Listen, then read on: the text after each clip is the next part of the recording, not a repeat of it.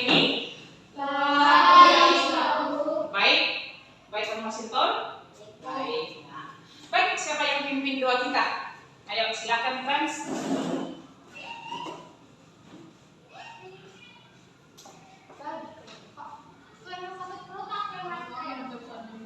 Dalam nama Bapa dan Putra dan Roh Kudus. Amin.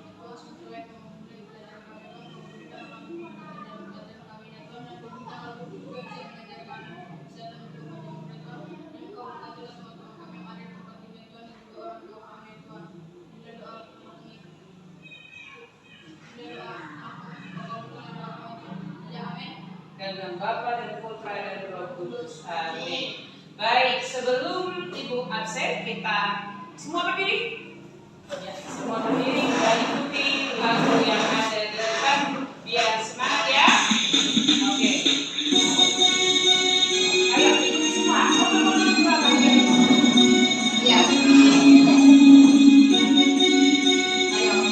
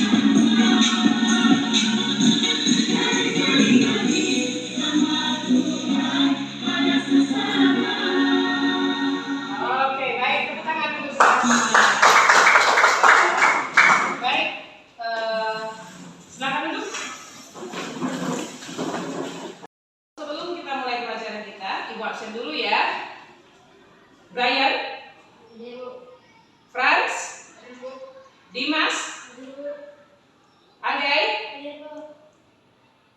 Jelivita, Marcelo, Natali, Revalino, Salvia, izin ya? Kenapa, apa kabarnya? Sakit atau izin? Sakit ya, oke. Sastra, Pasinton, Wendy. Baik, oke. Kita akan memulai pelajaran kita. Silahkan ambil posisi duduk yang baik dulu, ya, karena kita nanti akan membahas hari ini pelajaran kita itu tentang pelima, ya, tentang pelima. Coba kita lihat materi kita, yaitu ada di sini pelima, ya. Nah, yang pertama, perhatikan ke depan. Ini dia.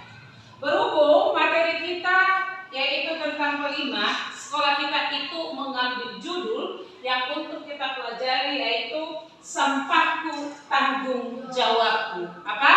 Sampahku tanggung jawabku. Iya, sampahku tanggung jawabku. Kita sebagai manusia setiap hari pasti menghasilkan sampah. Bangun tidur, mama memasak di rumah, pasti setelah masak ada nggak sampahnya? Ada. Setelah kamu jajan, siap jajan, ada nggak sampahnya?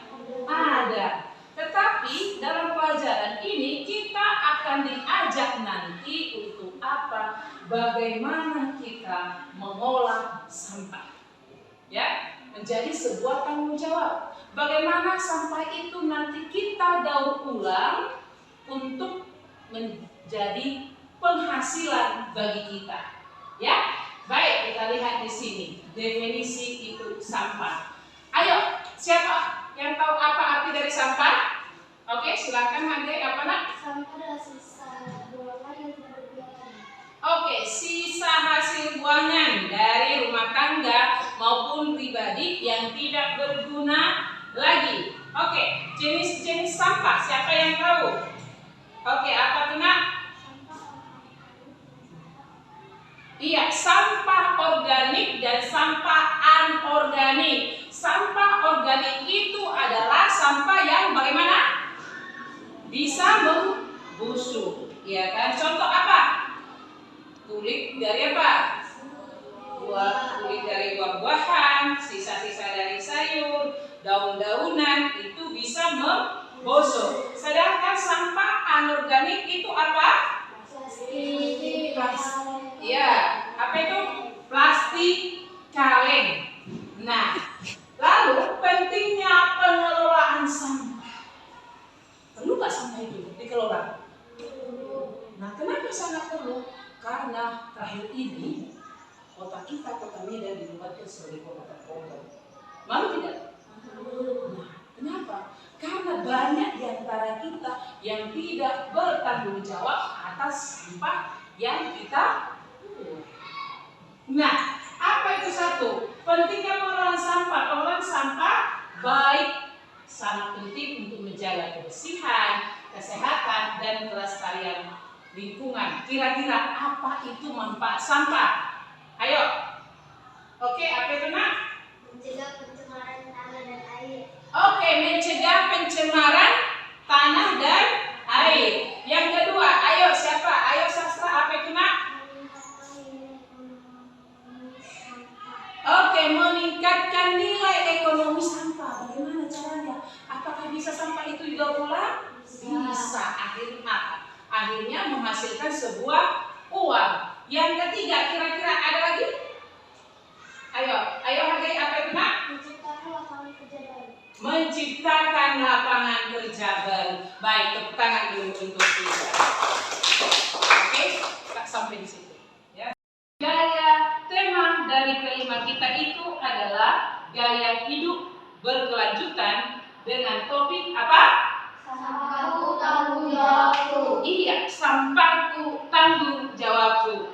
Adapun tujuan dari proyek ini untuk melatih peserta didik dalam disiplin kreatif, mandiri, berkomitmen antara ucapan dan perbuatan untuk mewujudkan rasa tanggung jawab, membangun budaya bersih dan cinta lingkungan, menciptakan sikap saling percaya. Kalau kita tinggal di daerah yang kotor, nyaman tidak? Nyaman tidak? Kalau rumah kita kotor, nyaman tidak tinggal di rumah? Atau kalau kamar kita kotor, nyaman tidak tinggal di rumah? Nah, maka lewat pembelajaran ini kita dilatih untuk bertanggung jawab dengan apa? Bertanggung jawab dengan sampah yang kita perbuat. Nah, dalam pelajaran kelima ini ada beberapa hal dimensi yang akan kita tuju. Di sini dikatakan dimensi elemen, subelemen, dan target pencapaian. Yang pertama, dimensi yang kita peroleh dari pertemuan ini yaitu beriman dan bertakwa kepada Tuhan Yang Maha Esa dan berakhlak mulia. Elemennya adalah kepada alam, subelemennya adalah menjaga lingkungan sekitar, targetnya adalah mewujudkan rasa syukur dengan berinisiatif untuk menyelesaikan permasalahan lingkungan di sekitar kita. Kenapa? Begitu banyaknya sekarang sampah, ya kan? Nah, sampah itu seperti dari sisa hasil makanan, sisa misalnya mama masak di rumah, ya kan? Ada sisa dari sayur-sayur yang tidak layak pakai. Nah, jika banyak sampah di pekarangan kita, apakah kita sehat? Tidak. Lalu yang dimensi yang kedua, yaitu dimensi gotong royong, yaitu elemennya di sini adalah kolaborasi, subelemennya adalah kerjasama. Targetnya apa? Menyelaraskan tindakan sendiri dengan tindakan orang lain untuk melaksanakan kegiatan dan mencapai tujuan kelompok. Tujuannya adalah apa? Memberi semangat kepada orang lain untuk bekerja efektif, ya, bekerja efektif untuk mencapai tujuan bersama. Kira-kira apa tujuan kita? Supaya hidup sehat dan bersih. Nah, subelemen yang ketiga itu yaitu komunikasi untuk mencapai tujuan bersama, yaitu memahami informasi, gagasan, keterampilan, dan keprihatinan yang diharapkan orang lain untuk menggunakan berbagai simbol secara efektif. Nah, yang selanjutnya adalah elemen kepedulian, yaitu tanggap terhadap lingkungan sosial, peduli. Nah, target pencapaiannya yaitu tanggap terhadap lingkungan sesuai dengan tujuan peran sosial dan berkontribusi dengan kebutuhan masyarakat. Selanjutnya adalah dimensi kreatif. Perlu dong mengolah sampah itu harus kreatif, ya kan? Supaya apa? Menghasilkan. Tadi si sastra sudah mengatakan manfaat dari sampah itu bisa menghasilkan ekonomi. Ekonomi itu yang bagaimana? Ekonomi itu bisa menghasilkan berhubungan dengan uang. Apa dikatakan di sini? Menghubungkan gagasan yang ia miliki dengan informasi atau gagasan baru untuk menghasilkan kombinasi gagasan baru imajinatif. Lalu apa lagi? Yaitu mengeksplorasi, mengekspresikan hasil dari pikiran kita dan pikiran orang lain dituangkan untuk bersama. Nah, selanjutnya dimensi bernalar kritis. Apa dimensi bernalar kritis? Memperoleh proses informasi gagasan. Subelemennya adalah mengidentifikasi, mengklasifikasi, dan mengolah informasi dan gagasan. Tujuannya adalah apa? Mengidentifikasi, mengklarifikasi, menganalisis informasi yang relevan serta memprioritaskan berbagai gagasan. Baik, sekarang kita masuk pada diskusi kelompok. Ya, oke. Sekarang di sini ada bahan yang mau kita diskusikan. Oke. Yang ini dia. Ya. Ini silakan dikerjakan bersama kelompoknya. Ini yang ketiga silakan dikerjakan. Ya. Baik, di situ sudah ada dari sampah. Ya tidak? Oke, sekarang diskusikan dulu apa pertanyaan tersebut. Ayo, mulai. Berpisang.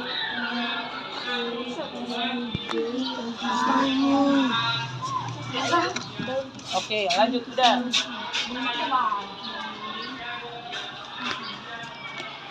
Ya.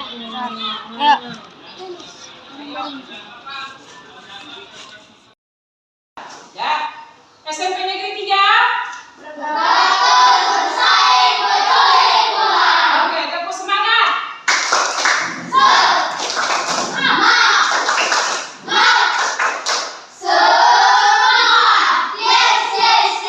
Oke, silakan.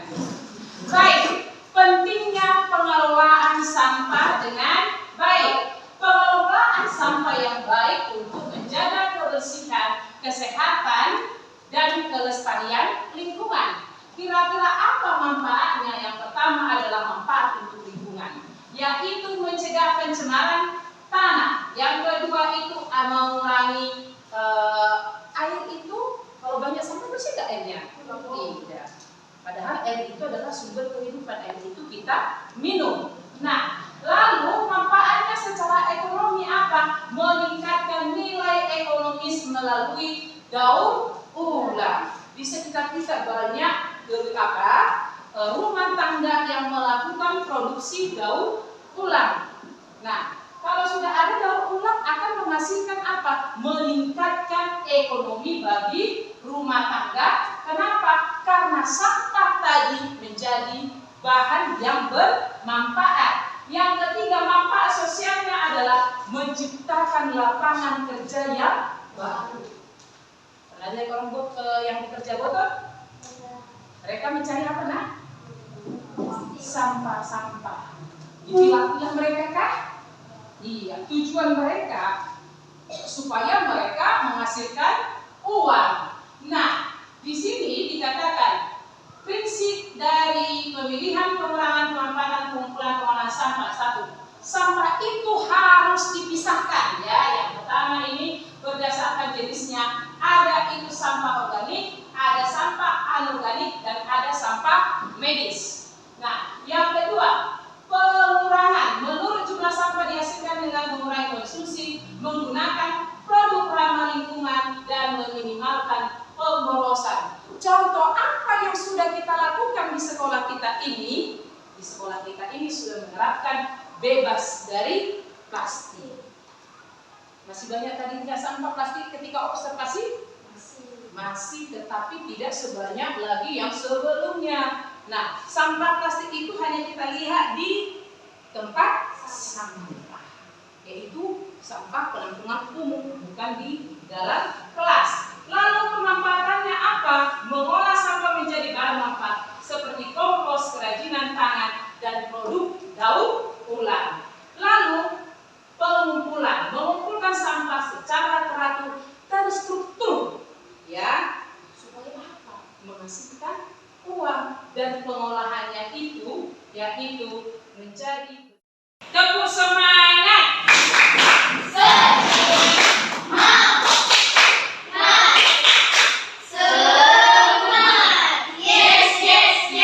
Oke, silakan. Baik, sekarang kita akan mempraktekkan dari tema tadi, gaya hidup berkelanjutan, dengan tema sampahku tanggung jawabku. Maka sebagai tanggung jawabmu, kita akan melaksanakan praktek apa? Praktek dari gaya hidup berkelanjutan dengan eco-engine. Pernah dengar kata eco-engine? Pernah, tapi lupa belum? Biar kita pahami, kita belajar bersama. Ayo, kira-kira siapa yang tahu apa arti dari eco-engine? Oke, silakan. Apa nak? Eco-engine merupakan teknik fermentasi yang dihasilkan dari campuran limbah organik seperti buah, sayuran, dan buah dengan gula dan air. Oke, tepuk tangan dulu untuk wasinnya. Menurut Washington tadi, kalau eco-engine itu adalah cairan fermentasi yang dicampur dengan apa nak? Dengan kulit-kulit buah atau sampah. Iya, sampah apa itu kategorinya nak? Organik. Dicampur dengan gula akan menghasilkan apa? Sebuah fermentasi yang bermanfaat untuk kehidupan manusia. Nah, yang kedua, manfaat ekoenzim ini sangat banyak. Ya, kira-kira untuk kesehatan apa manfaat dari ekoenzim? Oke, silakan Wendy. Ya. Oke. Ya, menurut Wendy, manfaat dari ekoenzim itu adalah meningkatkan pencernaan. Yang sebelit-sebelit ya, yang perutnya kram kalau mau BAB ya. Terus yang kedua, meningkatkan sistem imun atau kekebalan tubuh. Dan yang ketiga itu adalah detoksinasi tubuh, pembersih. Oke. Nah, lalu ekoenzim itu juga bukan hanya untuk kesehatan, tetapi juga untuk rumah tangga.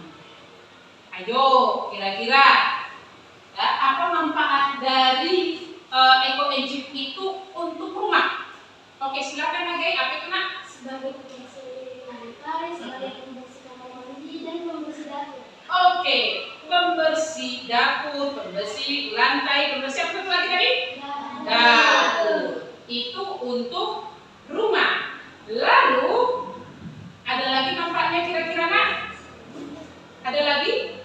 Untuk kecantikan. Biasanya perempuan suka dong dengan yang cantik. Dan laki-laki suka nggak nih? Cara pembuatan ekoenzim. Pertama-tama siapkan alat dan bahan. Siapkan ember sebagai wadah, molase sebagai pencampur dan juga sampah organik. Langkah-langkah pembuatan. Tuangkan molase ke dalam ember.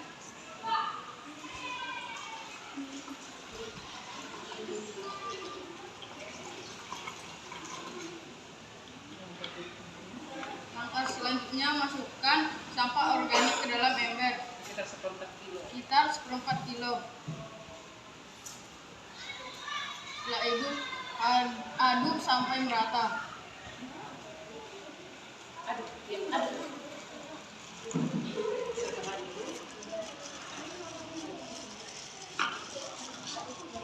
Setelah itu siapkan botol sebagai tempat penyimpanan ekoenzim ini. Masukkan sini.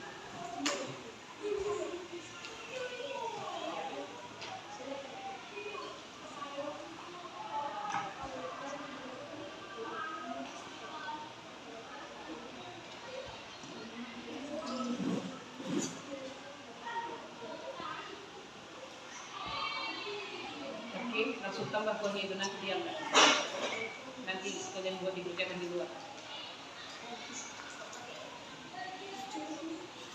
Setelah selesai, sisakan ruang hampa sebagai tempat udara masuk. Nanti hasil panennya sekitar 3 bulan kemudian. Demikian hasil presentasi kami. Kami ucapkan terima kasih. Dari kelompok 3 ingin mempresentasikan membuat ekoenzim. Pertama-tama, siapkan sampah organik, molase, dan ember kosong. Pertama-tama, masukkan molase ke dalam ember yang kosong.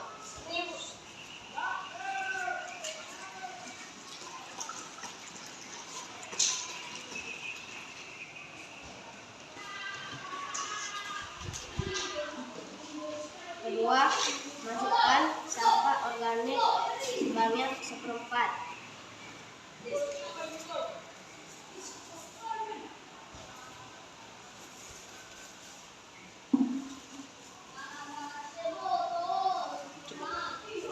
Aduk hingga merata. Lalu diaduk hingga merata.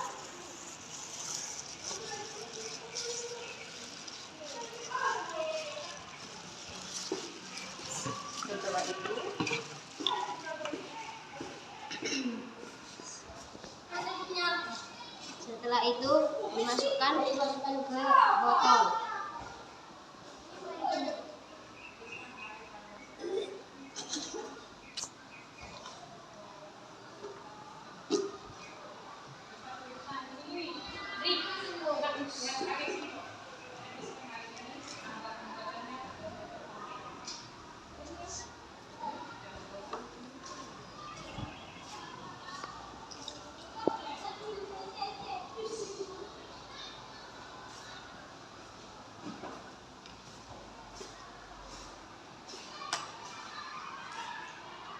langsung airnya aja tuangkan sedikit.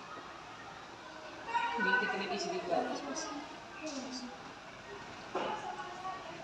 Enggak, tuangkan dari mulutnya. Pelan dibuat.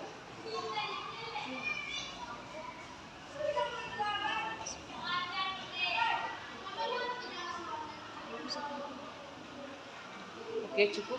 Nanti diisi sekitar segini. Oke, tujuannya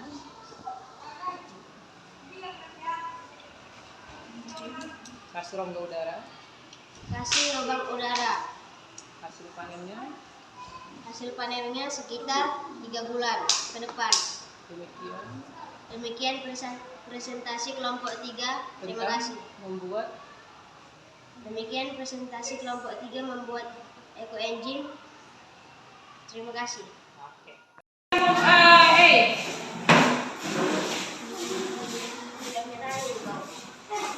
Ayo. Mana? Bagus kopinya itu, jangan gitu pakai topi. Udah, jangan banyak. Tadi kita sudah membuat cara bagaimana membuat ekoenzim. Nah, ekoenzim itu adalah cairan fermentasi yang dihasilkan dari campuran limbah organik seperti kulit buah-buahan dan sayur yang dicampur dengan gula. Tadi kita sudah mempelajari kira-kira apa manfaat dari ekoenzim. Yang pertama apa? Ayo. Apa manfaat dari ekoenzim? Yuk silakan. Meningkatkan pencernaan, meningkatkan sistem imun, dan detoksifikasi tubuh. Iya, manfaat ekoenzim itu sangat banyak ya. Yang pertama mulai dari kesehatan, yaitu meningkatkan pencernaan, meningkatkan sistem imun, dan detoksikasi tubuh. Lalu ekoenzim untuk kebersihan dan pembersihan rumah. Nah, bergunakah ekoenzim yang kita buat ini? Inilah ekoenzim yang kita buat. Bergunakah ini untuk rumah? Sangat berguna. Nanti jika ini panen sekitar berapa bulan? 3 bulan. 3 bulan ke depan ini akan kita panen. Airnya itu kita gunakan untuk apa? Membersih lantai, membersihkan kamar mandi, dan membersih dapur. Berarti ini dari mana tadi sumbernya? Dari sampah-sampah, dari kulit buah, dari sisa-sisa sayur. Berapakah ini kalau dijual? Mahal. Bisa menghasilkan uang? Bisa. Maka ketika kita melakukan ini, harus mempunyai kreasi supaya bisa meningkatkan ekonomi. Lalu ekoenzim itu juga untuk kecantikan. Ya, kecantik yang pertama itu bisa menghilangkan flek, bisa antioksidan dan antibakteri. Nah, biasanya kalau sudah usia semakin menuai, biasanya flek-flek hitam akan muncul. Lalu nggak usah capek beli obat mahal-mahal. Cukup dengan apa? Hasil dari ekoenzim. Nanti dituangkan beberapa tetes ke dalam ember, lalu dimasukkan cuci muka menggunakan air ekoenzim tadi, maka berguna. Jadi jangan kalian rasa nanti ini bau, tidak. Dia nanti ini fermentasi, jadi bakterinya itu berguna untuk kehidupan kita. Nah, ekoenzim untuk pertanian apa? Sisa-sisanya itu bisa meningkatkan kesuburan tanah, lalu meningkatkan pertumbuhan tanaman dan meningkatkan hasil panen. Baik, sampai di sini ada pertanyaan? Tidak? Paham semuanya?